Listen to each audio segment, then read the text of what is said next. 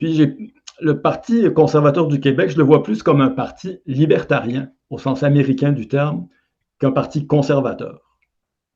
Euh, je ne trouve pas que c'est un parti très nationaliste non plus. Alors, je me sens quand même orphelin parce que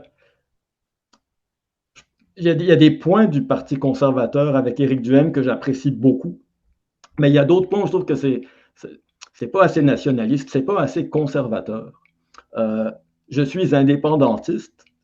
OK. S'il y avait un parti vraiment nationaliste, de façon assumée, puis qui n'était pas, qui se mettait pas l'étiquette indépendantiste ou qui parlait pas de référendum, je pourrais les appuyer si vraiment ils allaient mettre en place des politiques vraiment autonomistes ou s'ils allaient vraiment rapatrier des pouvoirs d'Ottawa. Euh, François Legault, comme il se présentait en 2017-2018, on aurait pu croire qu'il allait faire ça, qu'il Ouais. allait être un de ces nationalistes, mais pas indépendantistes, puis qu'il allait essayer de rapatrier plus de pouvoir. C'est d'ailleurs, à mon avis, le chemin qu'il faudrait prendre pour accéder à l'indépendance, c'est d'aller chercher petit à petit le plus de pouvoir possible. Donc, tu fais Mais partie c'est de pas ce qu'on peut appeler les étapistes, les étapistes souverainistes, si on veut, ou indépendantistes. ben disons, si on pouvait d'abord aller rapatrier l'impôt complètement, ça serait déjà une chose. Il y a plein de ces choses-là qui seraient possibles, mais à condition d'avoir un gouvernement conservateur au fédéral.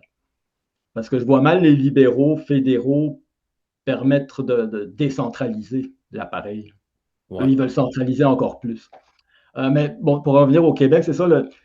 J'aime bien, j'aime bien Éric Duhaime quand même. Je l'aimais, je l'aimais encore mieux, je pense, quand il était chroniqueur, ou quand je l'entendais s'exprimer avant qu'il soit chef de parti. J'ai l'impression que maintenant, l'establishment du parti le restreint un peu par rapport à ce qu'il pouvait dire avant.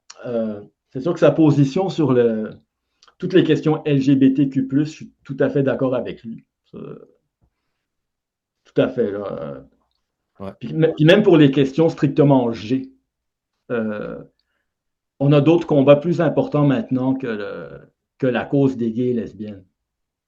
Je veux dire, on a la meilleure acceptation sociale qu'on n'a jamais eue dans toute l'histoire du monde. Là.